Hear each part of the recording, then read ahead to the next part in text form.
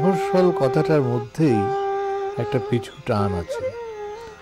যে সামনে চলে সে অগ্রগামী, যে আছে পেছনে সে পশ্চাৎগামী। নকশার যে দিকটা সবাইকে দেখানোর সেটা সদর, আর পেছন দিকটা হচ্ছে মফস্বল। আমি নিজে চিরকালই মফস্বলবাসী। জন্মেছিলাম মফস্বলের তুষ্য মফস্বলে। লেখাপড়া মানে স্কুল পর্যন্ত মফস্বলে, তারপর আধা মফস্বল দৌলতপুর বিএল কলেজ। শহরে যখন এলাম ফের মফস্বল শহরেই এলাম। রাজশাহী বিশ্ববিদ্যালয়ে লেখাপড়া শেষ করে আবার মফস্বল কলেজে অধ্যাপকের চাকরি। সিরাজগঞ্জ, খুলনা, দৌলতপুর এইসব জায়গায়। এমনিতে এখন রাজশাহী, খুলনা, নারায়ণগঞ্জ, চট্টগ্রামকে মেগা সিটি মান দেওয়া হয়েছে, তাই রাজশাহী, খুলনাকে মফস্বল বলা যায় না। কিন্তু ফের বলি, রাজধানী ঢাকার সঙ্গে তুলনায় এদের মফস্বল বলারই রেওয়াজ চলছে। যাই হোক, আমি নিজে চিরকাল মফস্বলবাসী, তাতে সন্দেহ নেই। থাকি নিজের বাড়ির একতলায়। একটা বড় নিম গাছ ছিল জানলার পাশে। এই সেদিনকার ঝড়ে গাছটা উপড়ে পড়ল। মনে হলো আমার বুকের উপরেই পড়ল গাছটা। ইচ্ছে হলেই আমি খালি পায়ে বাড়ি থেকে বেরিয়ে ঠান্ডা মাটিতে পা দিতে পারি। খালি পায়ে আশেপাশে খালি পড়ে থাকা জমিতে যেসব ঝোপ জঙ্গল আছে সেখানে ঘুরে ঘুরে প্রজাপতি, গঙ্গা ফড়িং, উচ্চিংড়ে দেখতে পারি। এসব পুরনো দিনের কীটপতঙ্গ দেখতে পাই। আশেপাশে রাস্তার পাশে দুর্বা ঘাসের জটিল জাল। এই এলাকায় নানা ধরনের দুর্বা জন্মায়, জাল হয়ে মাটি ঢেকে থাকে। আকাশ ভরা সূর্য তারার মধ্যে ঘাসে ঘাসে বেশ পা ফেলা যায়। আমি বাংলাদেশের অল্প সংখ্যক মাঝারি সুবিধাপ্রাপ্ত মানুষদের মধ্যে একজন।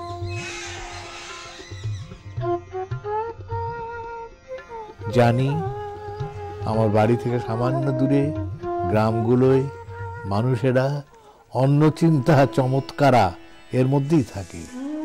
ঠিক না খেয়ে মরছে না হয়তো, কিন্তু উদর নামক গহ্বরটি খাদ্যে অখাদ্যে ভরা থাকলেই মানুষের জীবনে পরিপূর্ণ স্ফূর্তি ঘটে, এই কথাটা মেনে নিতে পারি না। ঢাকা নামের বিশাল রাজধানী নগরের সঙ্গে মফস্বলে তুলনা করতে যাওয়াটা বালখিল্যতাই বটে।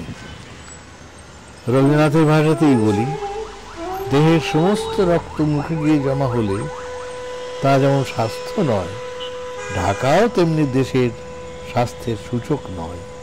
এটা মনে রাখা দরকার। রক্তশূন্যতাই তাতে প্রকট হয়। তবে ঢাকারও তো আর একটা মাত্র চেহারা নয়। ঢাকার মধ্যে বহু ঢাকা আছে। অট্টালিকার অরণ্যের মধ্যে যেমন আছে আলো, তেমনি আছে আদিম অন্ধকার। আছে অগণ্য মানুষের ভূমিসজ্জার জন্য ফুটপাত। হায়, একালের আকাশচুম্বী নির্মাণগুলোয় রোয়াকও নেই, বারান্দাও নেই। ঢাকা প্রাচুর্যে ভরা, ঢাকা সূচিবদ্ধ অন্ধকারে ঢাকা। ঢাকা মানুষকে অনেক কিছু দেয়, আবার সম্পন্ন মানুষকে মানবিকতা থেকে নির্বাসিতও করে। শুধু ধন সম্পদ থাকলেও মানুষ নিঃস্ব হতে পারে। সেটা কিভাবে সম্ভব ঢাকা গেলে বোঝা যায়। এক কথায় বলতে পারি, রাজধানী ঢাকা জুড়েই আছে বিশাল জাল। তাতে রুই কাতলা ধরা পড়ে, জাটকাও বাদ যায় না।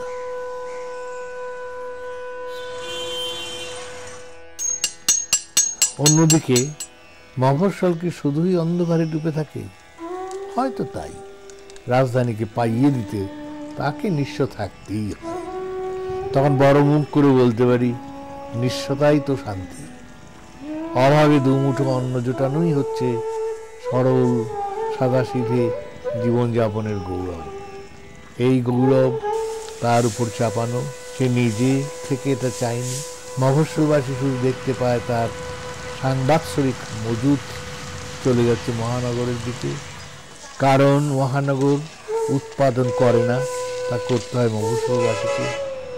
ঢাকা শহরের কথা ছেড়ে দিচ্ছি, মফস্বলের বাজার আগুন হয়ে ওঠে। রাষ্ট্রের অন্ন, বস্ত্র, জ্বালানি ইত্যাদি বেঁচে থাকার মৌলিক উপকরণগুলো উৎপন্ন হয় মফস্বলে। দৈত্যাকার পরিবহনগুলো শাঁসার শব্দে সেসব নিয়ে গিয়ে তোলে রাজধানীর বাজারে। মৌসুমি ফলমূল, আম, জাম, লিচু, শাক সবজি, মাছ, মাংস ঝেঁটিয়ে চলে যায় রাজধানীতে।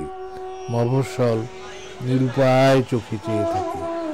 আবার মফস্বলের যারা সংগতি সম্পন্ন, বাকিটা তারা দখল করে। স্বল্পবিত্তের মানুষ আঙুল চষে।